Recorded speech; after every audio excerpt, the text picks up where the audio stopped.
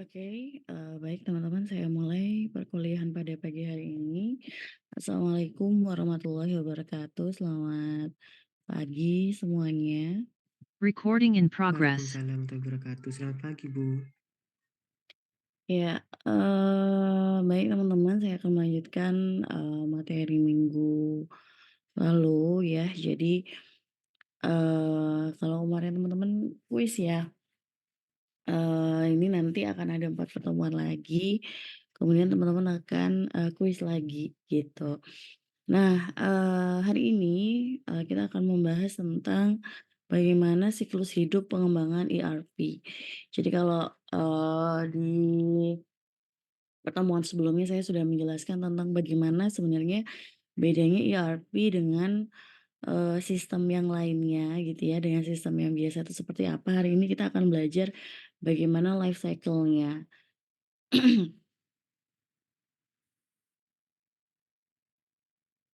Nah, referensinya saya ngambil dari bukunya Motiwala and Thompson, tentang Enterprise System for Management Person. Nah, tujuannya apa teman-teman? Jadi nanti outline-nya hari ini, teman-teman akan menjelaskan tentang bagaimana siklus implementasi ERP tradisional dan bagaimana cara implementasi ERP. Nah, biasanya teman-teman, topik-topik seperti proses bisnis, sistem enterprise, ERP, sekarang tuh lagi lumayan, diminati teman-teman di, Fasilkom gitu. Nah, biasanya ada beberapa mahasiswa yang masih bingung mau membahas ERP itu dari apanya.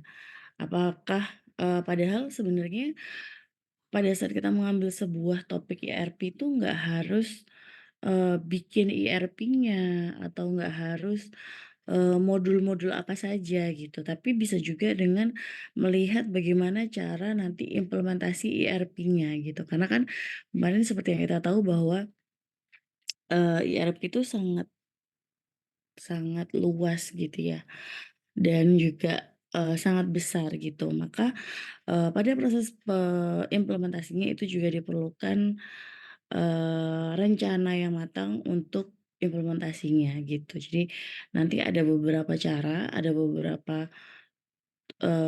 tahapan gitu ya yang bisa teman-teman pilih atau seorang analis pilih tergantung dari bagaimana, eee, kondisi organisasi atau kondisi situasi yang ada di perusahaannya gitu. Nah, ini sedikit saya, review juga ya dari pertemuan kita minggu lalu bahwa apa sih sebenarnya bedanya ERP dan juga software lain gitu. Kalau misalnya, ERP dia tentu saja lebih mahal gitu ya, tapi kalau perangkat lain, kalau kita belinya sudah produk itu biasanya kan lebih murah ya daripada kita belinya, sebuah project gitu atau sebuah sistem yang kita custom. Gitu. Misalnya sistem, kasir gitu kan nggak terlalu mahal ya teman-teman ya, sedangkan kalau misalnya ERP, biasanya sistemnya sangat besar dia dan saling terintegrasi di, apa namanya, perusahaan yang besar biasanya dia harganya jutaan dolar. Kemudian kalau ERP biasanya dia memang sudah langsung mengerucut ke dalam sebuah misinya dia itu apa. Sedangkan kalau software lain dia hanya sampai untuk peningkatan produktivitasnya saja, gitu. Kita mau pakai sistem informasi, produksi misalnya, ya udah untuk meningkatkan produktivitasnya aja. Sedangkan kalau ERP, karena dia saling terintegrasi semuanya, maka, yang dilakukan adalah untuk meningkatkan yang banyak gitu ya, meningkatkan semua, mencapai misi yang ada di dalam perusahaan, gitu. Kemudian kalau ERP penerapannya seperti yang saya bilang tadi bahwa dia biasanya bisa diterapkan, agak lama gitu karena, semua divisi itu harus pakai si ERP ini. Sedangkan kalau perangkat lunak lain ya lumayan instan gitu ya 2 minggu atau mungkin 1 minggu aja sudah bisa untuk implementasi. gitu. Kemudian, untuk mencapai kesuksesan membutuhkan strategi manajemen perubahan dari awal hingga akhir, perubahan proses bisnis, pelatihan komunikasi, dan lain-lain. Sedangkan kalau misalnya software yang lain selain ERP, bisa dia hanya membutuhkan sedikit pelatihan dan dukungan, gitu. Kemudian membutuhkan, waktu dan dukungan konsultan dan vendor dalam besaran setara dengan jutaan dolar. Sedangkan kalau misalnya perangkat lunak lain ya kadang nggak butuh untuk, vendor gitu ya. Misalnya kita mau beli, eee, punya warung bebek misalnya, ya butuhnya cuma sistem kasir gitu. Jadi orangnya nggak perlu untuk konsultan untuk kira-kira sebenarnya di warung saya itu butuh sistem apa ya gitu. Tinggal beli aja, sistem pembukuan misalnya atau mungkin sistem kasir dan seterusnya. Jadi, teman-teman bisa membayangkan ya bagaimana, besarnya ERP atau bedanya ERP ini dengan sistem yang lain, seperti yang kita bahas di materi pada saat kemarin sistem integrasi. Nah, ada beberapa cara teman-teman yang bisa diterapkan, dalam pengimplementasian ERP ini. Ya, jadi, yang pertama itu ada yang komprehensif. Wih, kok mencong ya? Ada yang komprehensif. Jadi, ada pendekatan yang paling mahal dan paling panjang. Nah, biasanya dalam pendekatan komprehensif ini dia adalah, melibatkan implementasi untuk seluruh fungsionalitas dari software ERP termasuk modul-modul spesifik untuk industri. Jadi biasanya dia pada saat mau pakai implementasi yang komprehensif ini, semua divisi gitu ya, akan atau semua modul dari awal dia pakai sampai akhir itu kayak, eee, pasti menerapkan ERP gitu, kalau yang komprehensif ini.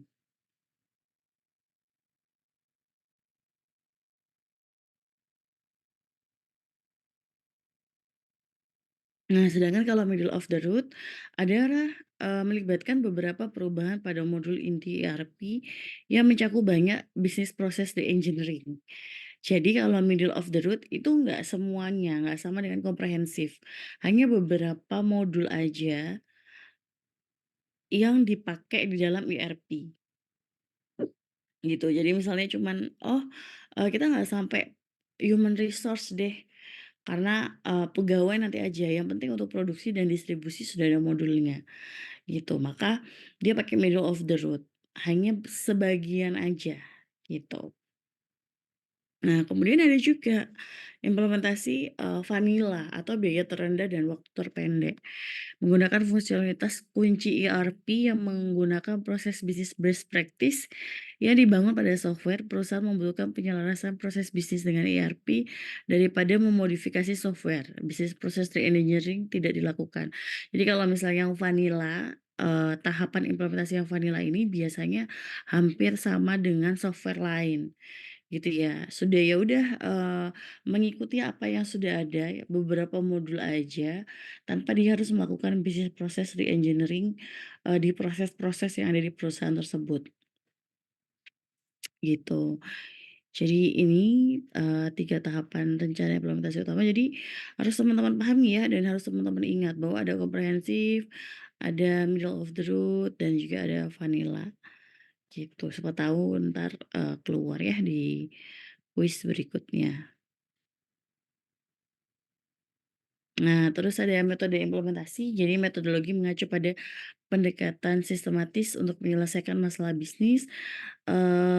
Metodologi ERP dibangun dari teori bahwa enterprise dapat memaksimalkan pendapatan dengan memaksimalkan utilisasi dari sumber daya tetapnya. Kemudian siklus hidup pengembangan ERP, habis ini akan kita bahas ya. Ada siklus hidup pengembangan ERP secara tradisional dan juga ada siklus hidup ERP yang dia fast gitu ya atau, secara cepat. Contohnya ada total solution, ada fast track, ada rapid RA, ada ASAP dan ada BIM.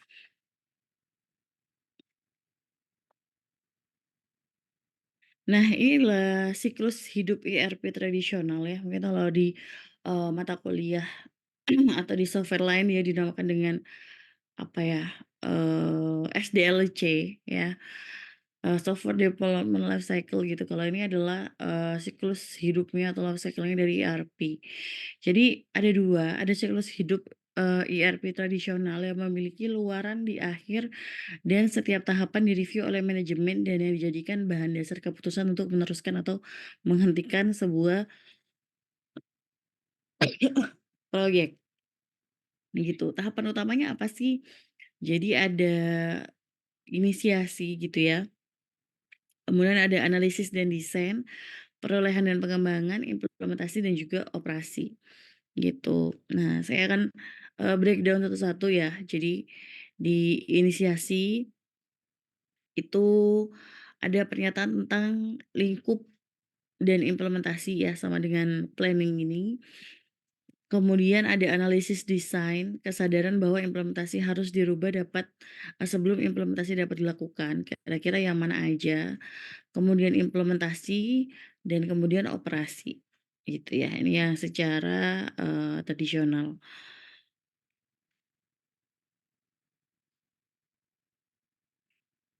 Sampai sini mungkin ada yang ditanyakan teman-teman, terkait dengan life cycle dari ERP? Sebelum saya lanjutkan?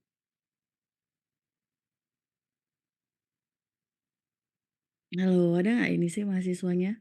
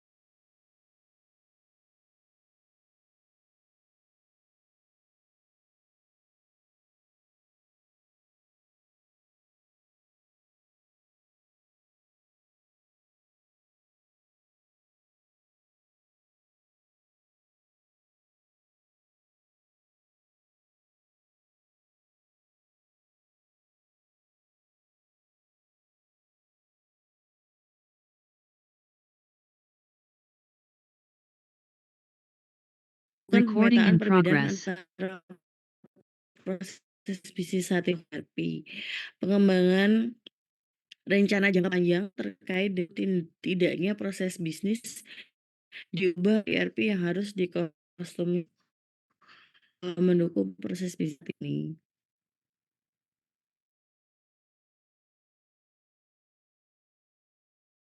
Pengujian pada SDLC, organisasi harus memberikan lisensi dan membangun versi produksi dari software yang akan disediakan untuk pengguna akhir. Seluruh platform produksi harus dikonfigurasi dan dibangun sebuah hardware, jaringan keamanan, software database, dan juga data produksi real. Nih ya, tugas-tugas yang ditentukan pada analisis gap dilaksanakan pada tahapan termasuk kustomisasi rule-rule-nya yang telah diinput pada software, data yang ada pada database, input screen, dan laporan yang ada pada sistem ERP. Saat tim teknis bekerja dengan instalasi, tim manajemen perubahan bekerja dengan pengguna akhir untuk mengimplementasikan perubahan pada proses bisnis. Pelatihan awal dengan sandbox dari software atau lingkungan pengujian, tim data bekerja untuk melakukan migrasi data dari sistem lama ke sistem baru, di mana ERP harus dikonfigurasi dulu ke security yang tepat. Nah, kemudian, kalau tadi ada komprehensif, ada vanilla ya dan yang lainnya, kita akan belajar tentang go live-nya dari, ERP. Nah, ini yang, harus teman-teman ingat ya. Jadi dalam tahap implementasi ini, tahapan ini fokus pada instalasi dan rilis dari sistem kepada pengguna akhir atau go live, dan monitoring rilis sistem kepada pengguna akhir, di mana kesalahan-kesalahan yang ditemui pada versi produk harus melewati helpdesk-nya dulu, di mana perubahan disebut atau kemudian dibuat pada versi pengembangan, pengujian ulang, dan diimigrasikan kepada sistem produksi. Nah, Konversi-konversi sistem ini teman-teman, biasanya dibagi atau bisa teman-teman gunakan 4 cara ini untuk mengkonversi si sistemnya ini. Caranya ada apa aja? Caranya yang pertama ada PACE. Jadi PACE ini adalah pergerakan perusahaan secara perlahan dari sistem legalasi saat ini ke implementasi ERP. Jadi kalau bisa digambarkan seperti ini teman-teman. Pada tahap PACE, itu biasanya dia itu, go live-nya menerapkan dari sistem yang lama ya, secara perlahan-lahan dia akan berpindah ke sistem yang baru, gitu. Misalnya di 1 bulan pertama dia bakalan, menerapkan modul produksi dulu, kemudian modul distribusi dan seterusnya, gitu ya. Itu adalah tahapan PACE. Kemudian, ada tahapan pilot, di mana tahapan pilot ini adalah implementasi versi kecil dari sistem, final. Nah, biasanya kalau pilot ini dia itu nggak langsung meninggalkan sistem yang lama, tapi dia itu nyobain dulu yang baru, gitu. Terus habis itu ya udah pakai yang lama, sehingga orang bakalan ngerasain, "Oh ternyata yang kemarin pas kita nyoba cuman sedikit tuh lebih enak loh, daripada kita pakai yang lama." Sehingga nanti harapannya akan tetap berpindah gitu ya, ke sistem yang baru. Tapi, penerapannya itu yang barunya itu cuma sebentar, nggak langsung tiba-tiba ujug-ujug, diimplementasikan. Kemudian ada, pendekatan konversi paralel gitu, di mana kalau misalnya paralel ini biasanya, tentu saja ya, jadi sistem yang lama kemudian diimplementasikan sistem yang baru secara bersamaan. Gitu, bedanya dengan yang pilot tadi, kalau yang pilot, yang barunya itu cuman sebentar, gitu. Kemudian yang paling membahayakan atau yang paling beresiko, tapi, mungkin lebih banyak sering digunakan adalah yang direct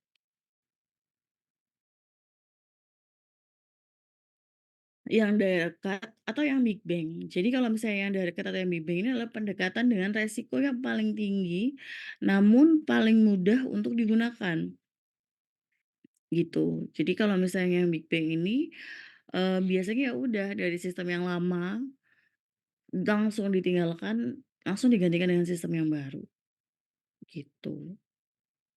Ya jelas teman-teman ya terkait dengan pendekatan konversi ERP ini? Jelas, Bu. Oke ya, jadi, biasanya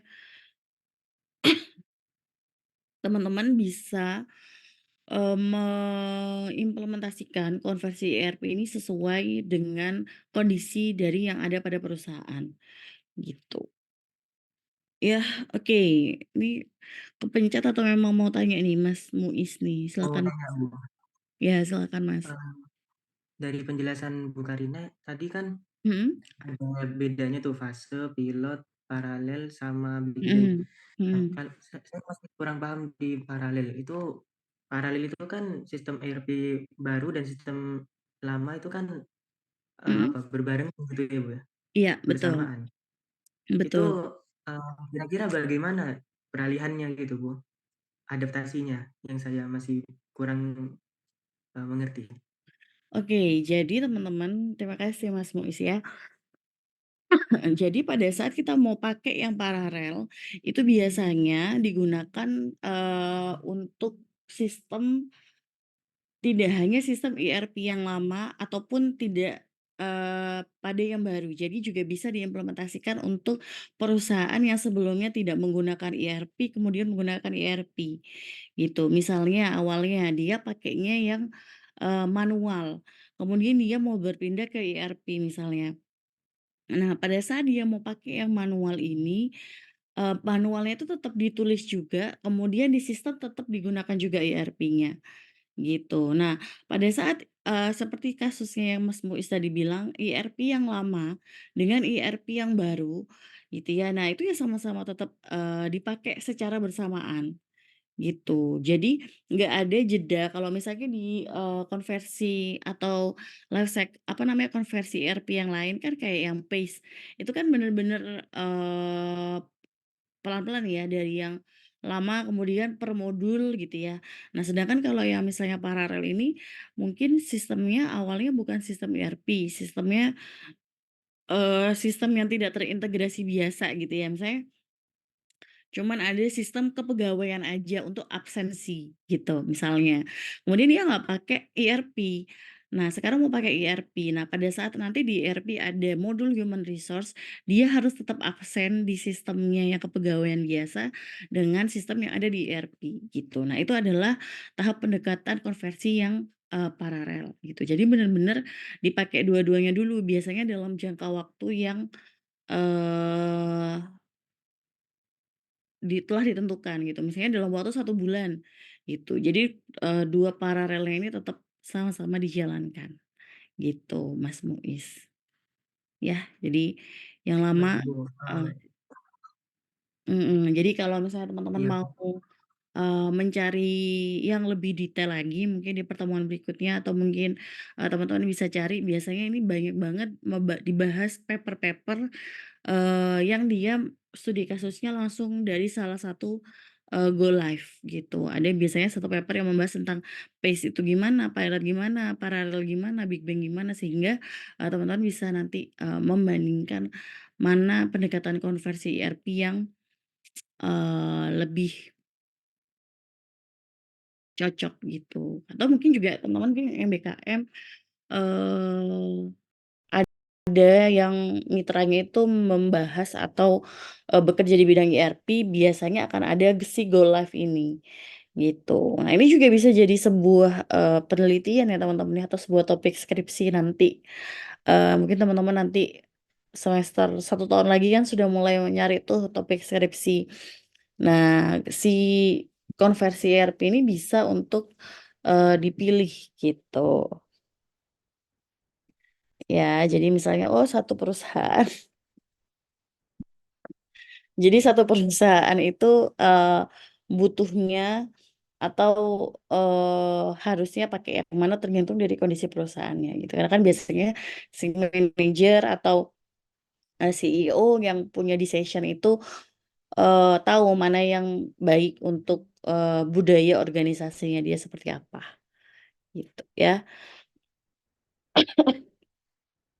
Berikutnya ini cuman, tahapan-tahapan ya teman-teman. Jadi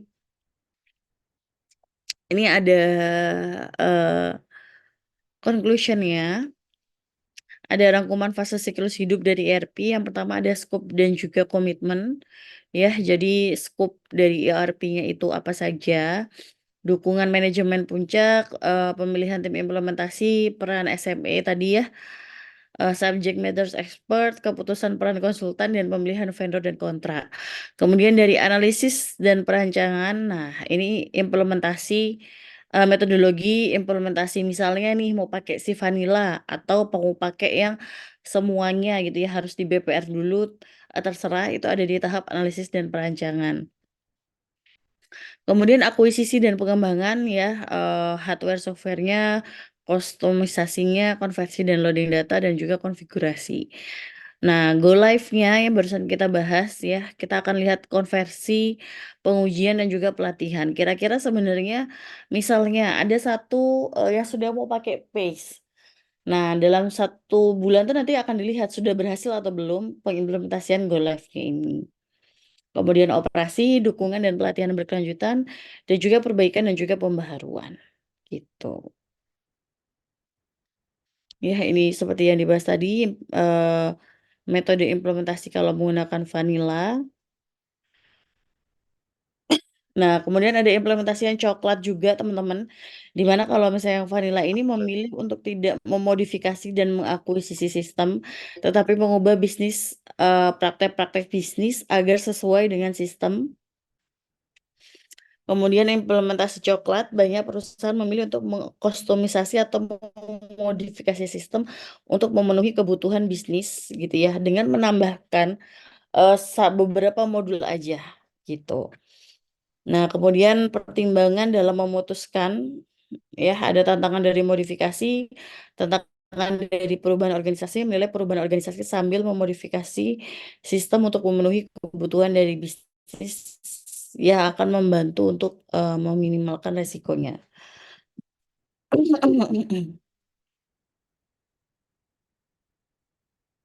Nah, ini hampir sama dengan pertemuan yang lalu mungkin ya teman-teman ya. Jadi sedikit gambaran aja agar teman-teman semakin mengenal tentang apa itu ERP.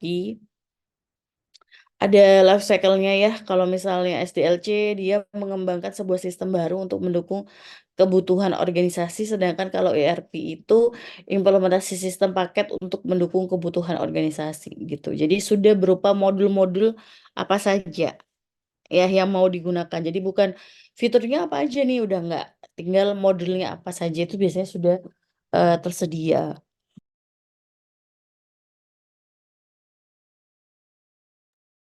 Kemudian analisis SDLC dia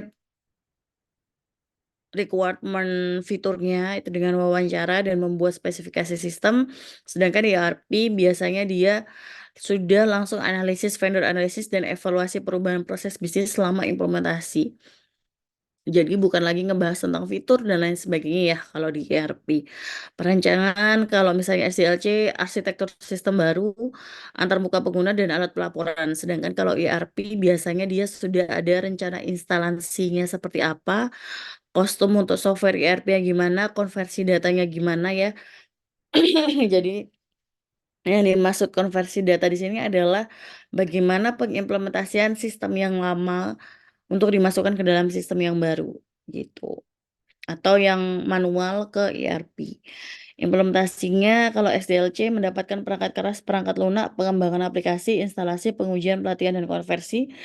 Seperti tahapan software development life cycle apapun, teman-teman mau pakai waterfall, mau pakai agile, mau pakai agile scrum ya, mau pakai clean room dan lain sebagainya, itu biasanya tahapannya hampir sama, cuman mungkin waktunya yang berbeda-beda. Sedangkan kalau ERP bukan seperti SDLC, langsung pakai konversi go live gitu, atau rilis sistem baru kepada pengguna, pelatihan dan dukungan support dengan go live yang tadi sudah kita pelajari ya, ada PACE, ada Big Bang dan seterusnya, paralel dan seterusnya. Peran konsultannya kalau di SDLC teknis banget ya, terutama pada saat perancangan dan implementasi. Kalau ERP biasanya lebih ke bagaimana melihat proses bisnisnya. Jadi proses bisnis awal sampai akhir dia seperti apa gitu ya. Itu untuk peran konsultannya. Kalau manajemen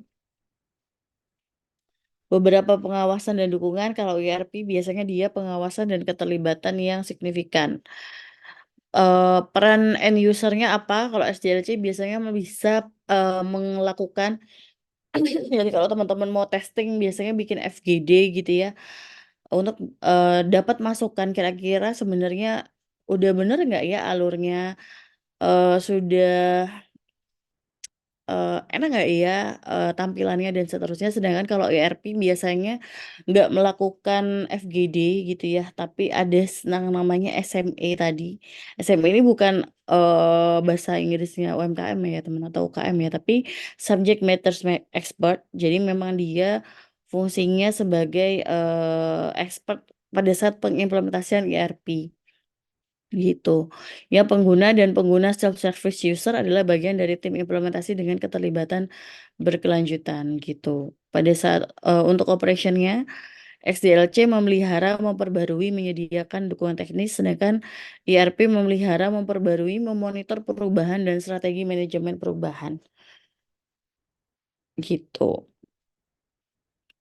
Nah, kemudian kalau tadi kita sudah ngebahas semuanya, nah kita sekarang akan membahas tentang manajemennya. Jadi pada saat teman-teman mempelajari tentang sistem enterprise ataupun teman-teman mempelajari tentang ERP, biasanya yang dibahas tidak hanya software-nya tapi juga human-nya gitu ya. Makanya ada juga hubungannya dengan mata kuliah teman-teman di semester 1 POM gitu ya, tentang bagaimana manajemennya.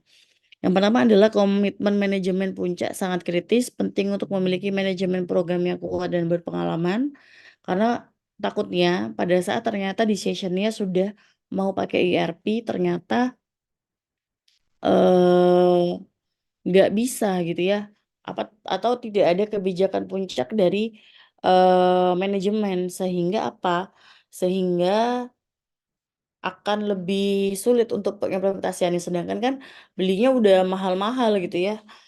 Kemudian sangat kritis untuk menekankan pelatihan dan manajemen perubahan, komunikasi yang efektif dan sering memastikan semua orang memiliki pemahaman yang sama dan memberikan kesempatan terbesar untuk mengidentifikasi masalah sejak awal, gitu. Jadi sebenarnya implikasi untuk manajemennya ini sama aja ya, antara ERP dengan, sistem yang lain,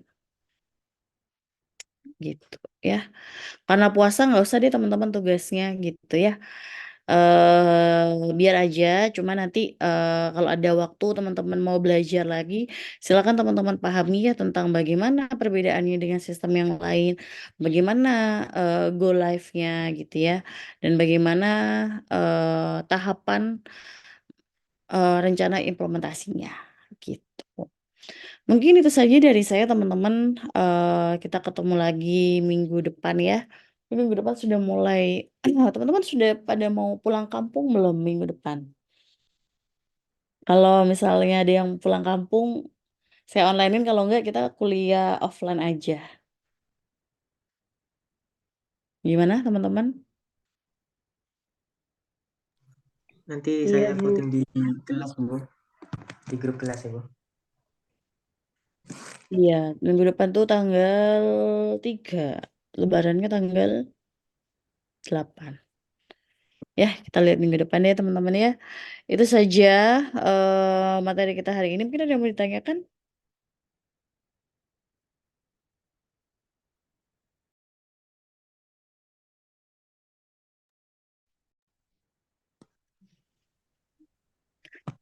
Baik teman-teman, kalau ada yang, belum ada yang ditanyakan, kita akhiri ya perkuliahan pada, pagi hari ini untuk materi dan video, penjelasan hari ini. Nanti insya Allah akan segera saya upload ke MMP.